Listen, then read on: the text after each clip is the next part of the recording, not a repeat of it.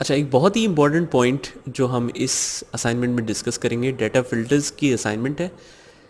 अक्सर जब लोग डेटा एंटर कर रहे होते हैं तो उसमें से कुछ स्पेसेस वैसे भी छोड़ देते हैं, कुछ लोग चले जाते हैं, इसलिए जो है वो स्पेस रह जाती है।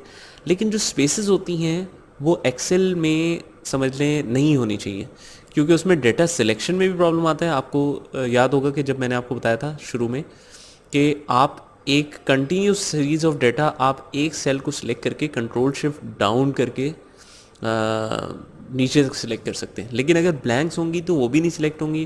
प्लस डेटा में फ़िल्टर्स लगाने में भी प्रॉब्लम होता है, और भी काफ़ी चीज़ें होती हैं। ठीक है, जिसकी वजह से ये ब्लैंक्स आपको रिमूव कर देनी चाहिए। लेकिन जब हम डेटा देखते हैं तो ब्लैंक्स तो बीच बीच में हैं, कुछ यहाँ पर हैं, कुछ यहाँ पर हैं, और फिर इस तरह आगे आती जा रही हैं। तो ब्लैंक्स इकट्ठी सारी रिमूव करने का क्या तरीका है? कई दफ़ा डेटा जब आप एक्सपोर्ट करते हैं किसी भी सॉफ्टवेयर से, तो उसका डिफ़ॉल्ट टेम्पलेट ही ऐसा होता है कि उसमें गैप्स होते हैं, और वो गैप्स हमें रिड्यूस मतलब ख़त्म करने होते हैं ताकि हमारे फ़िल्टर्स और फार्मूलाज प्रॉपरली लग सकें। इसको डेटा क्लीनिंग भी कहते हैं एक्सेल में। तो क्या करें इस तरह की सिचुएशन में? एक एक करके तो ब्लैंक्स अगर हम निकालते रहें तो फिर तो अगर 100 ब्लैंक्स होंगी तो 100 दफ़ा हम पूरी रो को सिलेक्ट करके डिलीट करेंगे। नहीं, इस सिचुएशन में हम क्या करेंगे, इस पूरे कॉलम की फर्स्ट रो, किसी भी एक कॉलम की फर्स्ट सेल को आपने सिलेक्ट किया और कंट्रोल शिफ्ट डाउन। अब देखें, जब भी मैं डाउन दबाता हूँ ये एक दफ़ा रुकता है, लेकिन मैं दोबारा से डाउन दबाऊंगा तो नीचे जाएगा, फिर दोबारा से डाउन दबाऊंगा तो ये नेक्स्ट ब्लैंक पे रुकेगा। तो इस तरह आप डाउन दबाते जाएं जब तक बिल्कुल नीचे तक ना आ जाए। जब बिल्कुल एंड पे आ जाए, देखें ये बहुत ही एंड पे आ गया, तो हम एक दफ़ा दोबारा से अप कर देते हैं, अप एरो की दबा देते हैं। तो ये देख सकते हैं कि ये सारा डेटा सिलेक्ट हो गया। ठीक है, थोड़ा सा मैं बड़ा भी कर देता हूँ। अब हमने इसमें से ब्लैंक सिलेक्ट करनी है सिर्फ। तमाम ब्लैंक्स जब सिलेक्ट हो जाएंगी तो उनको डिलीट करना भी आसान हो जाएगा। लेकिन ब्लैंक सिलेक्ट कैसे की जाए? उसके लिए आप होम टैब पे जाएंगे, फाइंड एंड सिलेक्ट में एक ऑप्शन है गो टू स्पेशल का। या तो आप गो टू स्पेशल यहाँ से जा सकते हैं, ये देखिए यहाँ से भी ये ऑप्शन आ गए, या फिर कंट्रोल जी डायरेक्टली दबा दें, कंट्रोल जी, और उसके बाद आप स्पेशल पे क्लिक कर दें तो ये आ जाएगा। अब वो कह रहे हैं सिलेक्ट क्या करना चाहते हैं आप?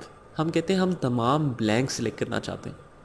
तो हमने ब्लैंक सिलेक्ट की, ये देखें तमाम डेटा में जितनी भी ब्लैंक्स थी वो सारी सिलेक्ट हो गई। अब हम किसी भी सेल पे जो भी ब्लैंक सिलेक्टेड हुआ है, हम राइट क्लिक करते हैं और हम कहते हैं यार डिलीट कर दो। वो कहता है क्या डिलीट करके शिफ्ट सेल्स अप करने? मतलब वो कहता है कि आप बाकी डेटा वैसे ही छोड़ के सिर्फ इस सेल को ऊपर ले आऊँ? नहीं, इससे तो डेटा ही हिल जाएगा कि मतलब अगर ये सेल ऊपर आ गया और उसका डेटा नीचे ही रहा, तो ये नहीं करना। हमने क्या करना है, इस सेल से रिलेटेड जितनी भी पूरी रो है, इंटायर रो को हमने क्लियर करना है। हम कहते हैं सेल अगर ब्लैंक एक सिलेक्टेड है तो उससे रिलेटेड पूरी रो को ही उड़ा दो। तो इंटायर रो पे हमने क्लिक करके ओके कर दिया। ठीक है, तो इस तरीके से ब्लैंक्स रिमूव होती हैं।